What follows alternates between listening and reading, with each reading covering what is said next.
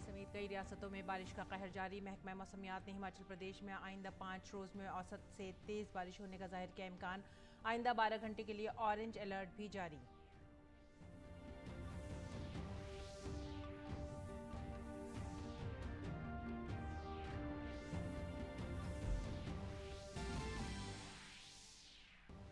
ओडिशा में तेज बारिश के सबब महानदी में आया सैलाब। तकरीबन 70 मुसाफिरों को ले जा रही एक कश्ती गर्काब। राहत और बचाव का काम जारी।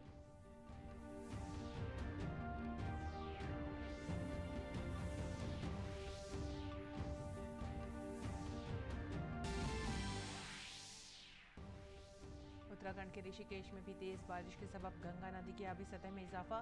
जम्मू कश्मीर में भी मूसलाधार बारिश के सबब राजौरी जिले में दार हाली नदी में सैलाब जैसी संगीन सूरत हाल।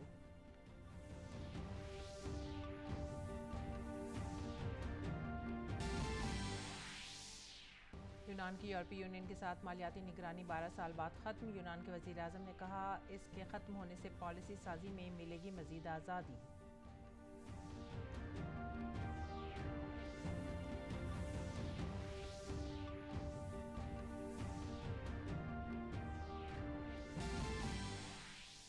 अक़वाम मुत्तहिदा के सेक्रेटरी जनरल गुटरेज़ ने कहा, अमरीका और यूरोपीय यूनियन रूसी खाद और ज़रूरी पैदावार आलमी मंडी तक पहुंचाने के लिए अक़वाम मुत्तहिदा के साथ मिलकर कर रहे हैं काम। खाद के बुहरान को ख़त्म करने के लिए सभी ताउन की पुरज़ोर अपील।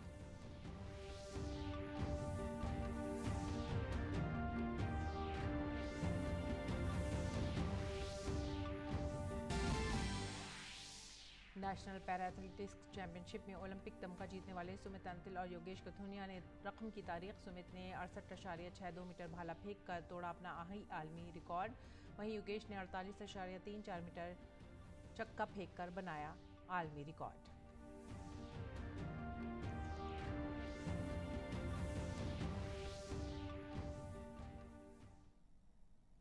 आदाब नाज़रीन, उर्दू खबरों में आप सभी का खैर मकदम है। मैं हूं सादिया अलीम। नजर डालते हैं इस वक्त की खास खबरों पर। हिमाचल प्रदेश में शनिचर को शदीद बारिश की वजह से लैंडस्लाइडिंग और बादल फटने के 34 वाक़यात में 21 अफराद हलाक और 14 अफराद लापता हो गए हैं। महकमा मौसमियात ने अगले 5 दिनों में हिमाचल में दरमियानी से तेज़ बारिश की पेशनगोई की है।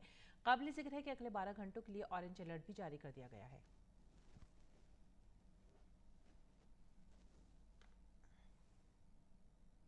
और इसी दौरान ओडिशा गुज़िश्ता कुछ दिनों से तेज़ बारिश के सबब सैलाब की मार बर्दाश्त कर रहा है, जिसके सबब रियासत के कई अजला में लाखों लोग सैलाब से मुतासिर हैं। रियासत के कई हिस्सों में तेज़ बारिश के बाद नदियों में तुग़यानी है। मुसलसल हो रही बारिश के सबब महानदी में सैलाब जैसी सूरत हाल हो गई है। इसी दौरान तकरीबन 70 मुसाफिरों को ले जा रही एक कश्ती पानी में बह गई। मुसाफिरों को बचाने के लिए ओडिशा फायर सर्विसेज ने रेस्क्यू ऑपरेशन चलाया। इसके अलावा महकमा मौसमियात ने माहीगीरों को समुद्र में न जाने का मशवरा भी दिया है।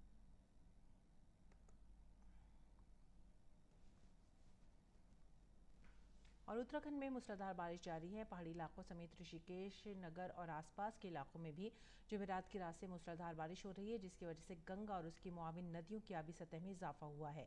गंगा नदी का पानी ऋषिकेश में त्रिवेणी घाट पर आरती के मकाम तक पहुंच गया है। यहाँ डिजास्टर मैनेजमेंट टीम अलर्ट हो गई है। मौसम के पेश नज़र इंतजामिया ने गंगा और उसकी मुआविन नदियों के किनारे रहने वाले लोगों को वार्निंग दी है। इंतजामिया की जानिब से मकामी पुलिस, डिजास्टर मैनेजमेंट टीम और तहसील टीम को अलर्ट जारी कर दिया गया है। जगह जगह से रिपोर्ट्स पर भी गहरी नज़र रखी जा रही है।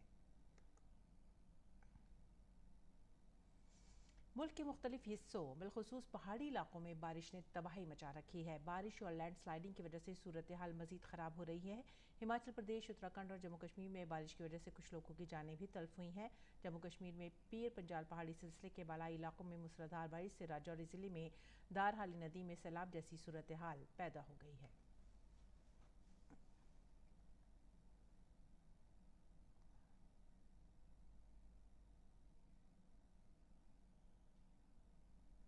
अगली खबर, मरकजी वज़ीर दाखिला अमित शाह के आज तेलंगाना के नलगोंडा ज़िले के मोनुगोडे इंतखाबी हल्के का दौरा करेंगे। शाह मोनुगोडे में एक अवामी जलसे से खिताब भी करेंगे, जहां कांग्रेस मेंबर असेंबली के राजगोपाल रेड्डी के इस्तीफे के बाद से ज़िमनी इंतखाब होने वाले हैं।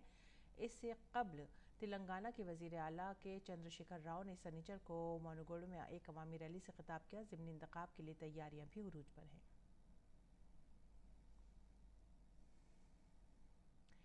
बीजेपी के कौमी सदर जेपी नड्डा हिमाचल के दौरे पर हैं।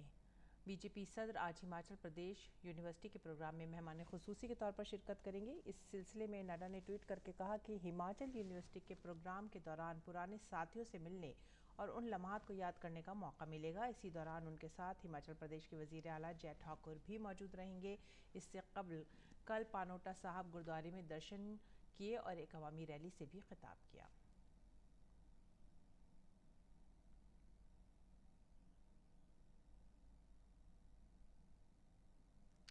और तालीम, हुनरमंदी के फ़रोग और सिन्नत के वज़ीर धर्मेंद्र प्रधान भारत ऑस्ट्रेलियाई रवाबित को मजबूत करने के मकसद से ऑस्ट्रेलिया के 4 रोज़ा दौरे पर है।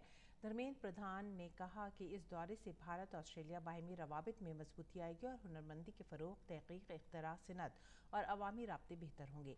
मरकज़ी वज़ीर आज भारत निज़ाज शहरियों से भी बातचीत करेंगे। वो पीर को ऑस्ट्रेलिया के वज़ीर तालीम जैसन क्लेयर के साथ ऑस्ट्रेलिया भारत तालीमी कौंसिल की 6ठी मीटिंग की सदारत करेंगे। धर्मेंद्र प्रधान का ऑस्ट्रेलिया की मुख्तलिफ यूनिवर्सिटी और तालीमी इदारों के सीनियर नुमाइंदों से मुलाकात करने और तलबा से बातचीत का भी प्रोग्राम है। इसके अलावा वो हुनरमंदी के फ़रोग और ट्रेनिंग के वज़ीर ब्रैंडन ओकनार के साथ भी वर्चुअल मीटिंग भी करेंगे। वो ऑस्ट्रेलिया भारत तहकीकी ताउन को फ़रोग देने के लिए ग्रुप 8 के साथ भी बातचीत करेंगे। Dharmendra Pradhan Australia Bharat chamber of commerce और मोनाश यूनिवर्सिटी के जरिए मुनक़्क़दा प्रोग्राम में भी शामिल होंगे और मेलबर्न में भारतीय तलबा से मुलाकात करेंगे। आगे बढ़ते अगली खबर की तरफ। भारत ने जंग से तबाह अफगानिस्तान को इंसानी इमदाद के हिस्से के तौर पर ज़रूरी अद्वियात की 10वीं खेप फराहम की है। इसे काबुल के इंदिरा गांधी अस्पताल के हवाले कर दिया गया है। भारत अब तक 32 टन अद्वियात अफगानिस्तान को भेज चुका है। इसमें जान बचाने वाली दवाएं, टीबी से लड़ने वाली दवाएं और कोविड वैक्सीन की 5 लाख खुराकें शामिल हैं। अद्वियात की खेप आलमी इदारा सेहत और इंदिरा गांधी चिल्ड्रन अस्पताल काबुल को सौंप दी गई हैं।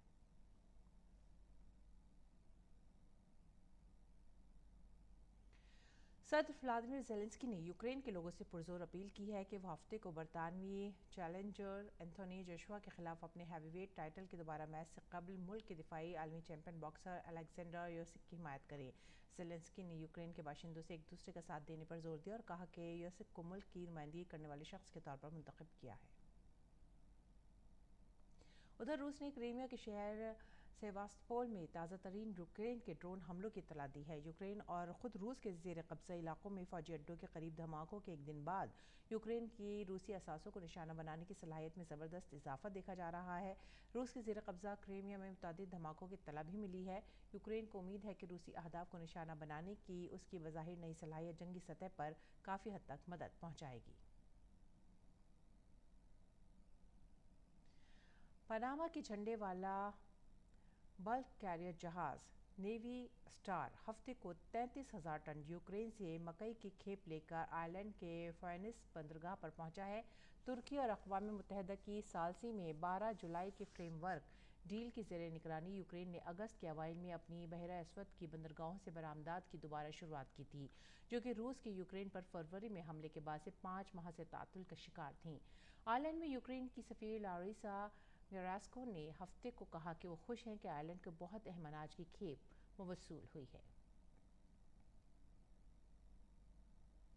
और अक़वाम मुत्तहिदा के सेक्रेटरी जनरल एंटोनियो गुटेरेस ने कहा है कि रूसी खुराक और खाद को आलमी बाजारों तक पहुंचाने के लिए सभी रुकावटों को दूर करने की कोशिश की जा रही है। गुटेरेस ने कहा कि इन कोशिशों के लिए अमेरिका और यूरोपीय यूनियन के साथ काम जारी है। गुटेरेस ने यह भी कहा कि जिन ममालिक ने रूस पर पाबंदी लगाई थी उन्होंने वाज़ेह किया था कि यह पाबंदी खुराक और खाद पर नाफिज नहीं होती है। गुटेरेस ने कहा कि जिन ममालिक ने रूस पर पाबंदी लगाई थी उन्होंने वाज़ेह कर दिया था कि यह पाबंदी खुराक और खाद पर नाफिज नहीं होती है। तुर्की में मादन के ज़िले ड्रैक में कल फिलिंग स्टेशन के करीब एक ट्रक के हुजूम पर चढ़ जाने की वजह से 16 अफराद हलाक और 29 ज़ख्मी हो गए हैं। तुर्क वज़ीर सेहत फरहतन कोकर ने बताया कि ज़ख्मियों में से 8 की हालत तशवीशनाक है। इत्तला के मुताबिक ट्रक ड्राइवर अचानक बेकाबू हो गया, जिसकी वजह से अफसोसनाक वाक़या पेश आया।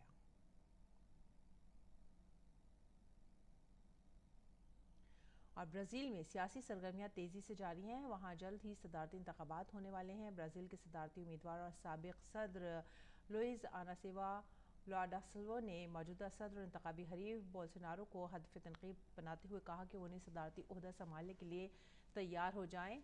कल साओ पाउलो में एक इंतखाबी रैली में शिरकत करते हुए लौला ने कहा कि बोल्सोनारो वोट खरीदने की कोशिश कर रहे हैं, एमरजेंसी तनख्वाह में इजाफा कर रहे हैं और बेजा अखराजात कर रहे हैं, क्योंकि उन्हें इलेक्शन हारने का खौफ है।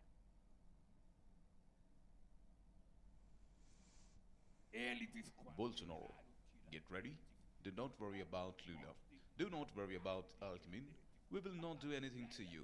The ones who will deal with you, Bolsonaro, or the Brazilian people who are fed up with so many lies, injustice and suffering. It is the people who are going to get him out of there. Oh, but if I lose, I won't hand over the presidential sash. He says, you will hand it in because it is the Brazilian people who will put the sash on us in Brasilia. वज़ारत ख़ारजा के तर्जुमान अरिंद बागची ने एक tweet में Somalia की दारुल हुकूमत मोगदिशु में एक hotel पर दहशतगर्दाना हमले की शदीद मज़म्मत की है। उन्होंने कहा कि भारत मोगदिशु में हयात होटल पर हमले की शदीद मज़म्मत करता है और दहशतगर्दी की इस बुज़दिलाना कार्रवाई के लिए मुतासरीन और अहल खाना से दिली ताज़ियत का इजहार करता है। दहशतगर्दी के खिलाफ जंग में भारत सोमालिया की हुकूमत और आवाम के साथ शाना बशाना खड़ा है।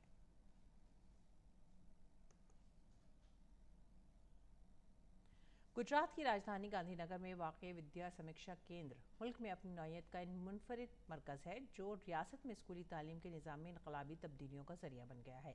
इस सेंटर के ज़रिए गुजरात के तमाम स्कूलों, असातिज़ा और तलबा की रियल टाइम में निगरानी की जा रही है, जो तलबा के सीखने के नताइज में बेहतरी की सूरत में देखी गई है। आइए देखते हैं ये खास रिपोर्ट। वज़ीर-ए-आज़म नरेंद्र मोदी के डिजिटल इंडिया के विजन से मुतासिर होकर गुजरात की राजधानी गांधीनगर में विद्या समीक्षा केंद्र शुरू किया गया है, जो तलबा को जामे और टेक्नोलॉजी पर मबनी तालीम फराहम करने में मददगार साबित हो रहा है। मसनूई ज़हानत और मशीन लर्निंग का इस्तेमाल करके विद्या समीक्षा सेंटर में हर साल 500 करोड़ से ज़्यादा डेटा सेट का तजिया किया जाता है ताकि तलबा के लर्निंग आउटकम में बेहतरी लाई जा सके। इस मरकज़ से गुजरात के हर स्कूल, तलबा और असातिज़ा की रियल टाइम मॉनिटरिंग की जाती है, जो रियासत में स्कूल के मेयार को बेहतर बनाने में मददगार साबित हुई है। हमने रेगुलरिटी ऑफ अटेंडेंस सुनिश्चित करने के लिए, लर्निंग आउटकम तक लाने के लिए शुरू किया online attendance system. Online attendance system जब 2018 में शुरू किया तो कनेक्टिविटी का इश्यूज़ था, बहुत सारी जगह माइंड सेट का या स्किल सेट का इश्यूज़ था, लेकिन सबको साथ में लेते हुए वो काम हमने शिक्षकों के मदद और सहयोग के कारण से वो सफल बनाया। प्राइवेट स्कूल्स और गवर्नमेंट स्कूल्स, सभी स्कूल्स के सभी बच्चों का और शिक्षकों का लगभग 1 करोड़ 15 लाख बच्चों का और लगभग 4.5 लाख शिक्षकों का आज रेगुलर अटेंडेंस इधर लगभग 11 बजे तक रोज आता है। विद्या समीक्षा केंद्र के जरिए असातिज़ा और तलबा की रोज़ाना ऑनलाइन हाजिरी का पता लगाया जाता है। इसका फ़ायदा ये है कि सिर्फ एक साल में 80% से ज़्यादा हाजिरी वाले तलबा की तादाद में 26% का इजाफा देखा गया है। इसके अलावा गुजरात कौमी तालीमी पॉलिसी के जज्बे के तहत हर तलबा का लर्निंग आउटकम पर मबनी होलिस्टिक रिपोर्ट कार्ड जारी करने वाली पहली रियासत बन गई है। कुल मिला के 40,000 सरकारी शालाओं में से 50% मतलब 20,000 शालाओं को विश्व कक्षा के civil infrastructure, digital infrastructure, teaching and learning methodology और मॉनिटरिंग सिस्टम, इवैल्यूएशन सिस्टम्स के साथ जोड़ के प्राइवेट स्कूल से भी उत्तम बनाने का जो प्रयास गुजरात ने किया, उसके कारण से पिछले 1 साल में 3 लाख से ज़्यादा बच्चे प्राइवेट स्कूल छोड़ के गवर्नमेंट स्कूल में ज्वाइन हो गए और उनका बेहतरीन शिक्षा उनको सरकारी शाला में मिलना चालू में गया।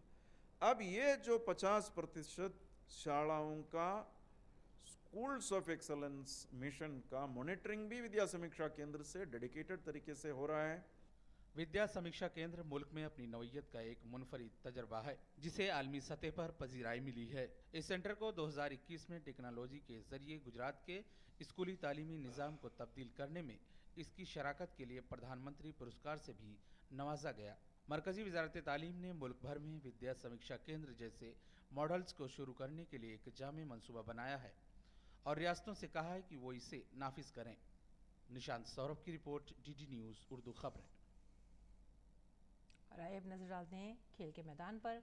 टोक्यो पैरालंपिक में भारत के लिए तमगा जीतने वाले सुमित अंतल और योगेश कथुनिया ने नया आलमी रिकॉर्ड कायम किया है। चौथी Indian open national para athletics championship में सुमित अंतल ने भाला फेंकने में 68.62 मीटर के थ्रो के साथ नया आलमी रिकॉर्ड कायम किया। सुमित ने टोक्यो पैरालंपिक में भी सोने का तमगा जीता था। वहीं योगेश कथुनिया ने डिस्कस थ्रो में 48.34 मीटर की दूरी के साथ नया आलमी रिकॉर्ड कायम किया है।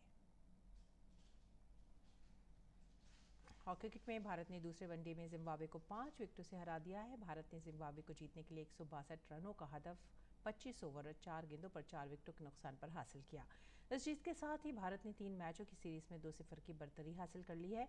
भारत की जानिब से संजू सैमसन ने 43 रनों की नॉट आउट रहते हुए इनिंग्स खेली। दीपक हुडा ने 25 रन बनाए, जबकि शिखर धवन और शुभमन गिल ने 33 रनों का ताउन किया। ये भारत की जिम्बाब्वे के खिलाफ मुसलसल 7वीं जीत है।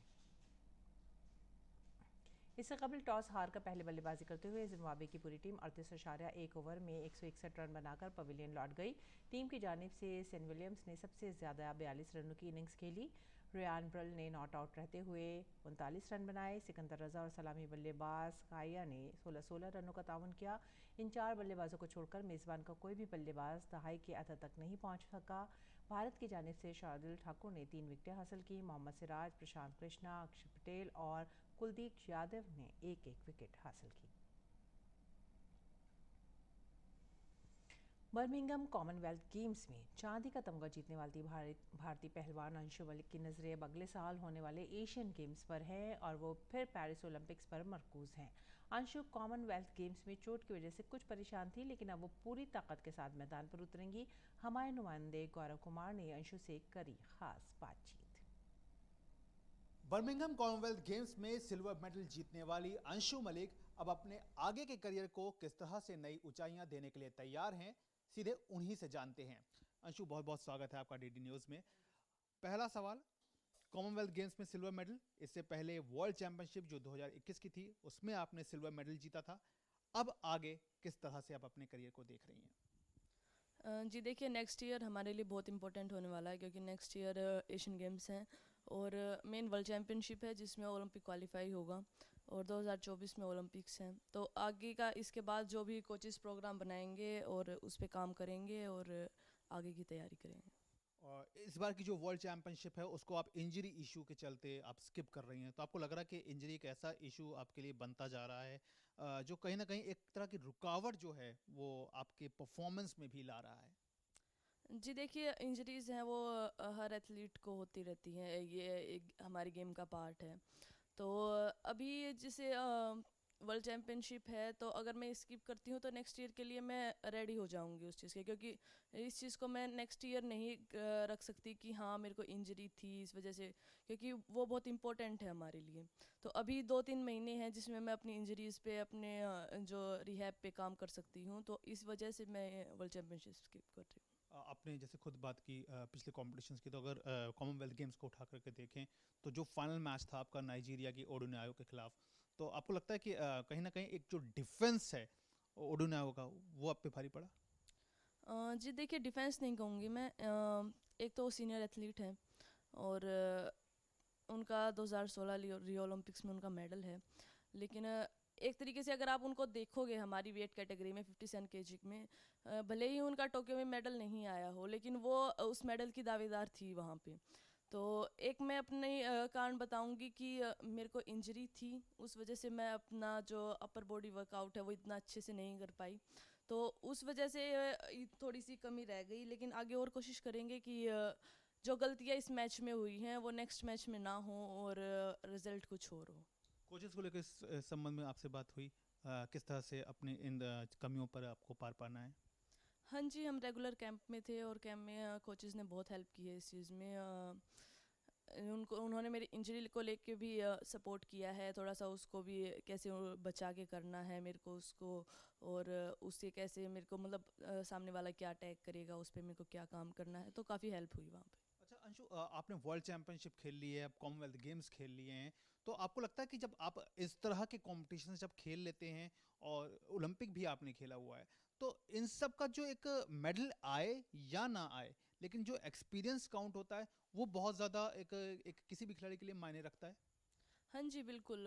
जब आप कोई भी बड़ा गेम खेल गया आफ्टर ओलंपिक्स ही आप देखोगे कि मेरे में ही काफ़ी बदलाव आ गए हैं उस चीज़ को लेकर। जो एक मेंटलिटी थी कि हाँ सीनियर प्लेयर्स है या हम गेम्स में जा रहे हैं या पता नहीं क्या होगा, तो उस चीज़ को लेकर आप बहुत मेंटली स्ट्रांग हो जाते हो।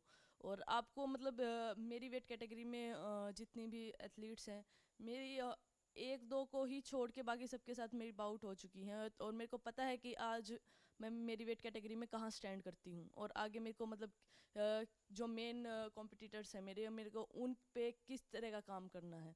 तो हाँ, एक अच्छा एक्सपीरियंस मिलता है डेफिनेटली, और आगे के लिए बहुत ज़्यादा हेल्प होती है। अंशु, अब देश में खेलों को लेकर के जिस तरह का माहौल हुआ है, जिस तरह का बदलाव देखने को मिल रहा है, हमने देखा है 2014 से जब से टॉप स्कीम आई, उसके बाद अब खेलो इंडिया है, खेलो इंडिया यूनिवर्सिटी गेम्स है, लगातार खिलाड़ियों की बेहतरी के लिए कदम उठाए जा रहे हैं। इस एक प्रयास को किस तरह से देखती हैं आप? जी डेफिनेटली, ये मतलब पहले से बहुत ज़्यादा फ़र्क हुआ है।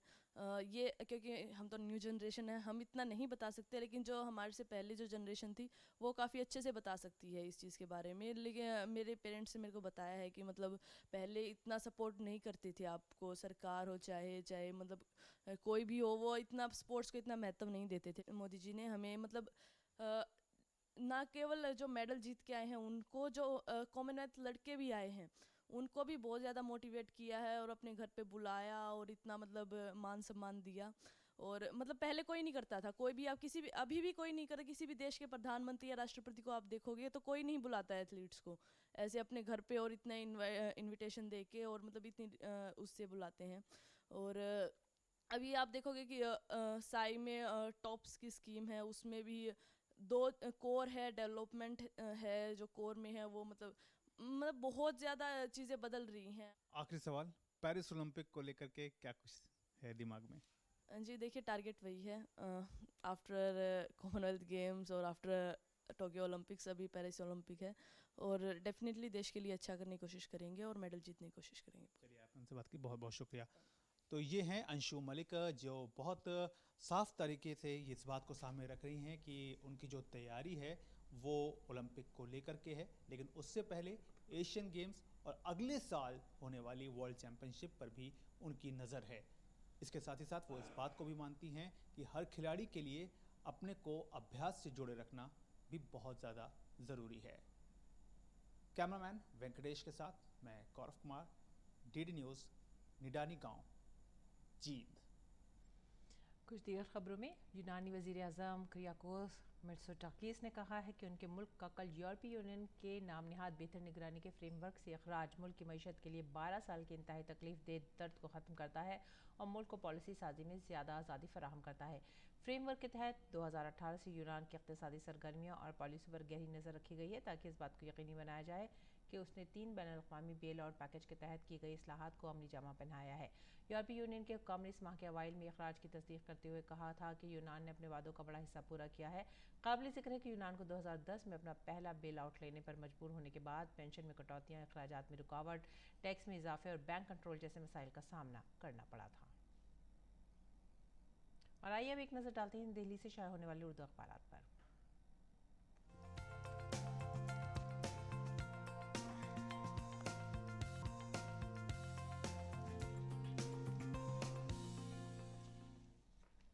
दिल्ली में शाया होने वाले उर्दू अखबारात में जो पहली खबर हमने ली है वो है रोज़नामा इनकलाब से, और ये है मनीष सिसोदिया के घर से हासिल दस्तावेज़ात की तहक़ीक़ात जारी।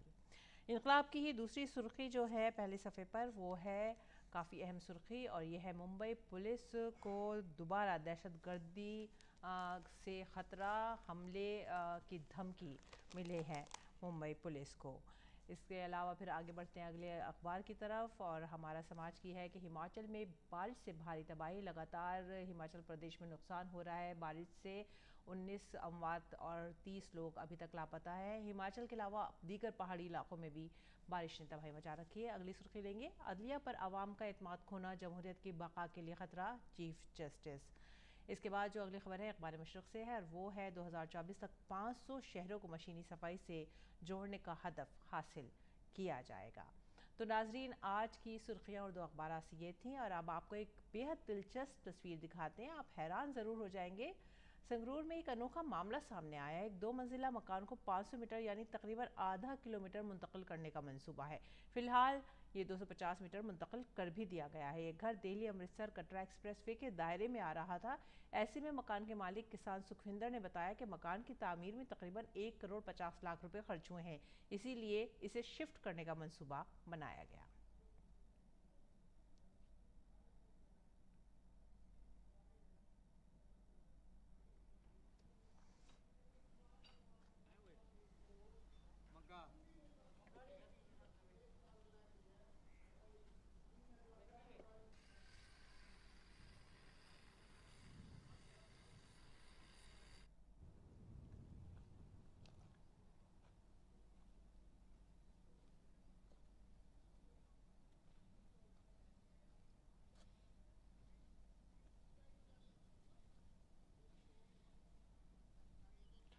और भारत के अजीम शहनाई नवाज़ बिस्मिल्लाह खां का आज यौम वफ़ात है। 21 अगस्त 2004 को बिस्मिल्लाह खान का इंतकाल हुआ। अब आपको छोड़कर जाते हैं बिस्मिल्लाह खां की शहनाई के कुछ रंगों के साथ। हमें दीजिए इजाज़त। आदाब।